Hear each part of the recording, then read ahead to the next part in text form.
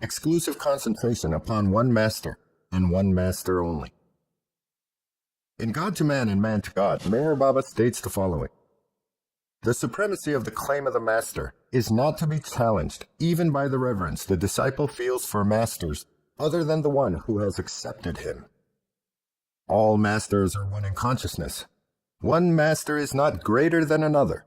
The disciple must, however, place his own master above all other masters until he transcends the domain of duality and realizes unity. Exclusive concentration upon one master is usually indispensable for gathering up the psychic energy of the disciple. By studying the teachings and works of other perfect masters and avatars, are we breaching our exclusive concentration on one master and one master only? The most common objection is related to this very issue of exclusive concentration upon one master and one master only.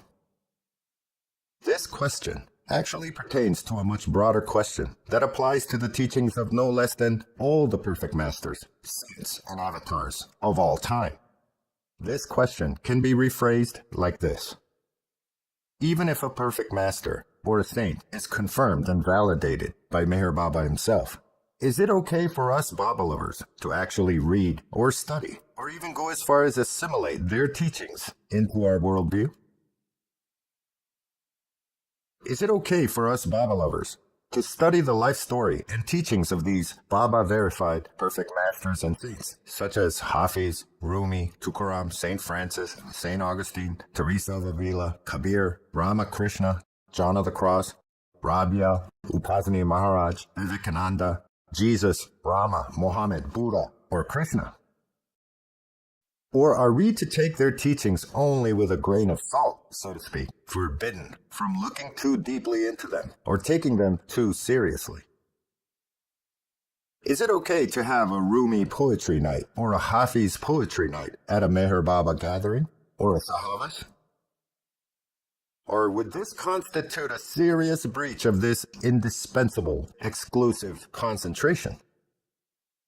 Or is Rumi, Kabir, Tukaram, and Hafiz somehow okay, just not Upasani Maharaj for some reason?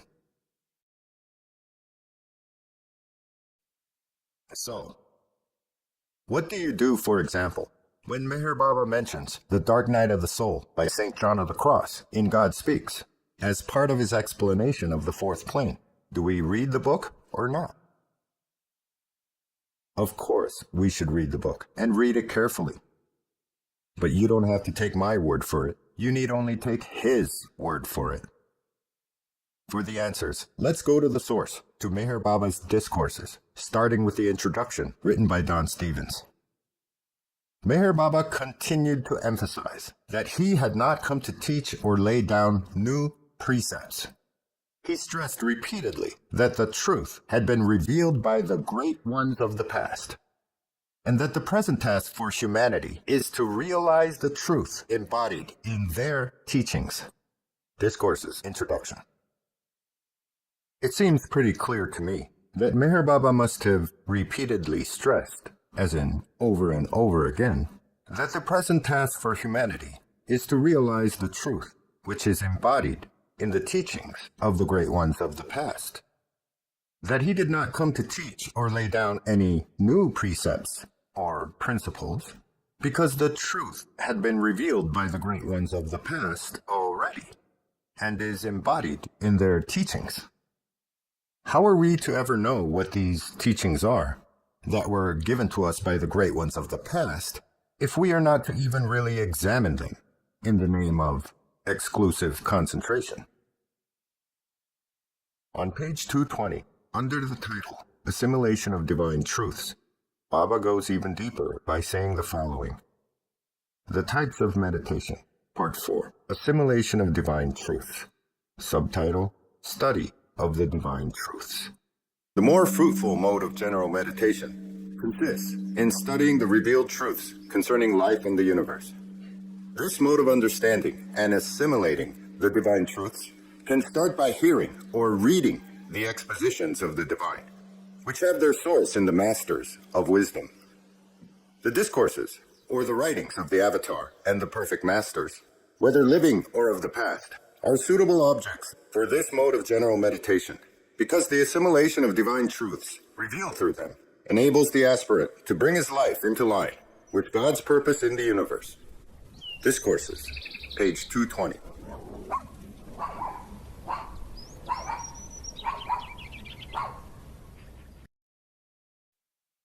It seems pretty clear to me that what Baba is encouraging us to do here is to bring our lives into line with God's purpose in the universe by assimilating divine truths revealed to us through the discourses and writings of the Avatar and perfect masters, whether living or of the past.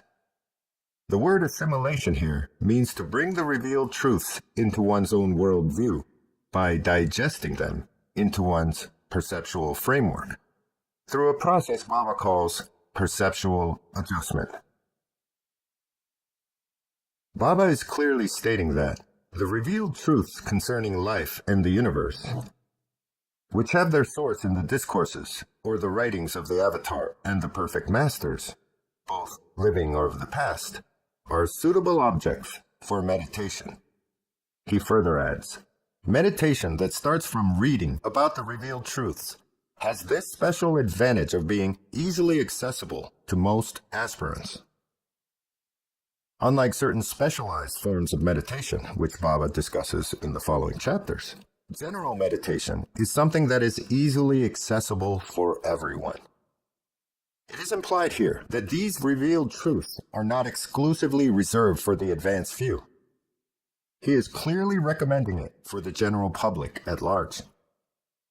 But, you might ask, other masters and saints is one thing. What about the Bible, or the Quran, or the Bhagavad Gita? Isn't it wrong, just outright wrong, to study those? In the discourses, in a section called Transition to Deeper Aspects of Sadhana, Baba explains, but ultimately, the aspirant has to transcend the phase of external conformity and become initiated into the deeper aspects of spiritual sadhana. When this happens, the external aspects of religion falls into the background, and the aspirant gets interested in the essentials revealed in all the great religions. True sadhana consists in a life that is based upon spiritual understanding, and it comes to a person who is truly keen about spiritual realities. What?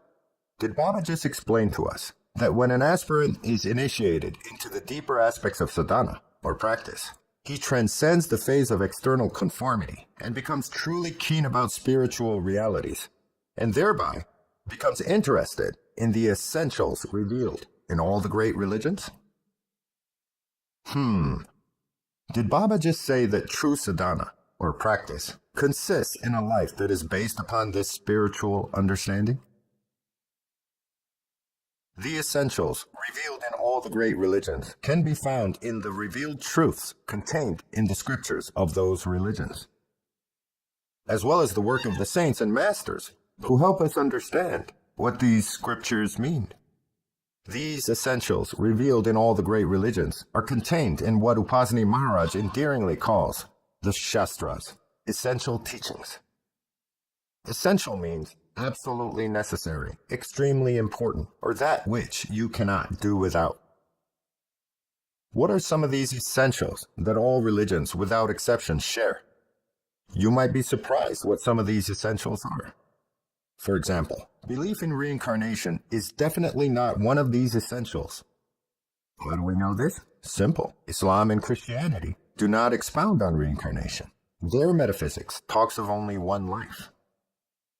Hence, belief in reincarnation does not qualify as one of these essentials shared by all the great avataric religions.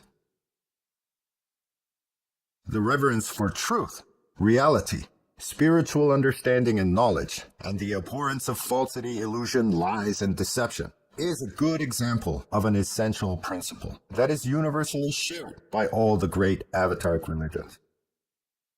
It is when people stop thirsting for the truth that they become susceptible to lies and deception. Divine love cannot spring from a fountain of lies, now can it? The fountainhead of love can only spring from true understanding. The Bible says, My people perish for lack of knowledge. Because you have rejected knowledge, I will also reject you. Hosea 4:6. Most all of perfect masters and saints that Baba has mentioned and verified have studied the Shastras, or scriptures, to the point of memorization. Hafiz knew the Quran by heart, in the same way Upasani Maharaj knew the Gita by heart, or the same way St. Augustine or John of the Cross knew the Bible. Do you know how many times Hafiz praises the Quran in his works? It's a lot. It could be like 3,000 times. I am Hafiz of the Quran. Praise be to Allah. Hafiz. In fact, in the discourses, Baba goes on to say, meditation is personal when it is concerned with one who is spiritually perfect. A suitable object for personal meditation may be taken, according to the inclination of the aspirant, from among the living or past perfect masters, or the avatar. Discourses 261. Did Baba just use the word suitable? Did Baba just say that perfect masters, or the avatar, living or of the past, are suitable objects for personal meditation?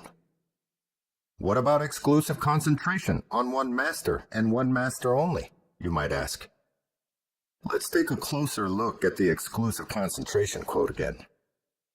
The supremacy of the claim of the master is not to be challenged, even by the reverence the disciple feels for masters other than the one who has accepted him. As you can see, the word disciple here is referring to the literal disciple, who is someone who was actually accepted as a disciple by a perfect master in person, as in face to face, literally. Here, Baba is giving advice to the literal disciple of a master, not the figurative disciples that we all imagine ourselves to be.